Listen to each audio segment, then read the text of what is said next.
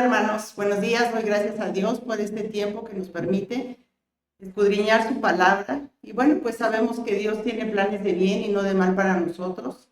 Y en este día vamos a seguir leyendo el libro de Reyes. Hemos estado viendo la vida de Salomón. Por recordarles solamente, vamos a mencionar que Salomón fue una persona que empezó bien su caminar, fue una persona que se humilló, reconoció su necesidad de Dios y él lo prosperó en muchas maneras, le dio sabiduría, le dio riquezas. Él fue una de las personas que trasladó el arca, que edificó casas, que edificó la casa real. De hecho, Salomón fue un afortunado porque Dios dice la palabra que se le apareció 3 veces para hablar con él. Y bueno, fue una vida de mucha bendición. Hemos estado viendo cómo Dios, cuando nos ponemos en comunión con Él, Dios nos respalda. Y bueno, eso lo hizo con Salomón. Pero tristemente en este capítulo podemos ver cómo Salomón tomó malas decisiones. Y vamos a empezar leyendo Primera de Reyes 1. Dice, pero el rey Salomón amó además de la hija de Faraón a muchas mujeres extranjeras, a las de Moab, a las de Amón, a las de Edom, a las de Sidón y a las heteas. Sabemos que cuando Salomón decide involucrarse con estas mujeres, él ya sabía que era algo prohibido de parte de Dios.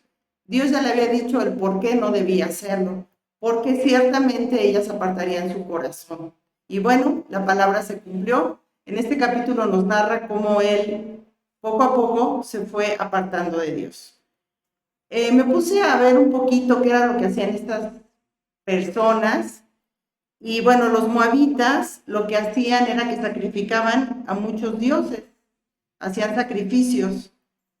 Los de Amón adoraban dioses falsos también. Las de Edom eran personas muy soberbias. Y las de Sidón se creían más que Dios, que también había mucha soberbia. ¿Y qué pasó con esto?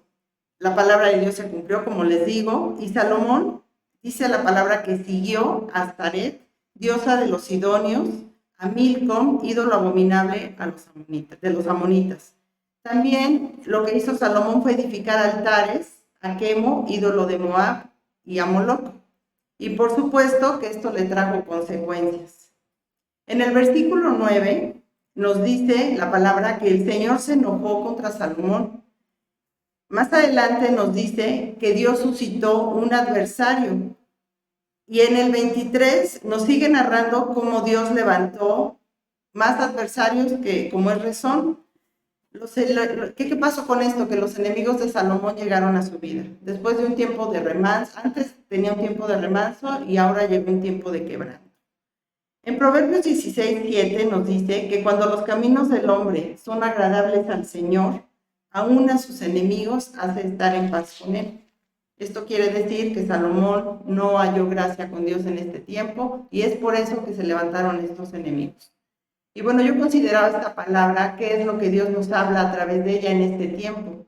Y bueno, Dios me mostraba 3 casos. Uno de ellos es hablarte a ti, joven, ya seas hombre o mujer, que estás en edad casadera o que estás pensando relacionarte con alguien, y es hablarte del yugo desigual.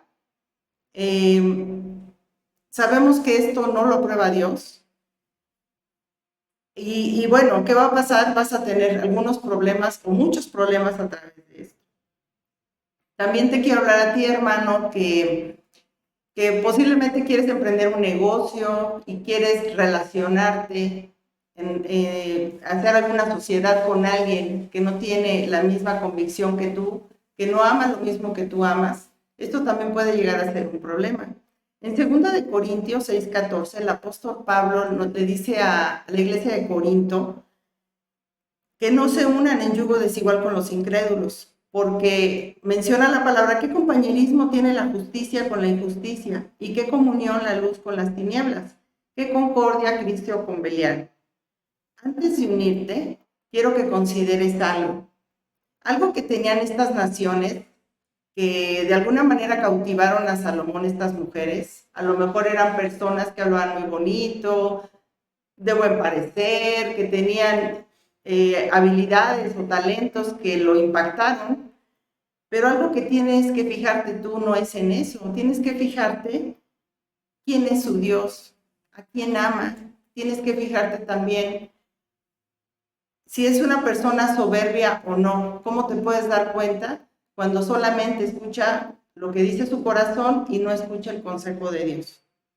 Antes de unirte, yo te pido que consideres estas cosas. Hay personas que solamente sus razones son las que caben y no las que Dios quiere. El consejo de Dios es nulo. Y bueno, esta decisión puede ser decisiva para saber cómo quieres vivir el resto de tu vida. Una vida llena de tristeza, de luchas. A lo mejor si pones un negocio pueden venir demandas, pueden venir problemas laborales. Considera bien qué es lo que quieres hacer y cómo lo quieres hacer. O tener una vida llena de deudas, o prefieres una vida plena en el Señor. Siempre decidamos el consejo de Dios. Y bueno, también en 2 Corintios 6:17 el Señor nos dice, si tú ya te relacionaste en esta situación, nos dice, por lo cual, salid de en medio de ellos y apartaos, dice el Señor, y no toquéis lo inmundo, y yo recibiré y seré por vosotros por Padre, y ustedes me serán por hijos. Pero ¿qué pasa con una persona que ya se casó o de alguna manera se convirtió en yugo desigual? Dice la palabra, en el caso que sea mujer o varón, dice, el Señor tiene una palabra de esperanza para esos casos. En 1 Corintios 7:2 dice, 7:12, ahora me dirigiré al resto de ustedes. Aunque no tengo un mandato directo del Señor, si un creyente está casado con una mujer que no es creyente y ella está dispuesta a seguir viviendo con él, no abandonarla. Y si un creyente tiene un esposo que no es creyente y él está dispuesto a seguir viviendo con ella, no debes abandonarlo. Dice la palabra, conviértanse ellos a ti y no tú a ellos.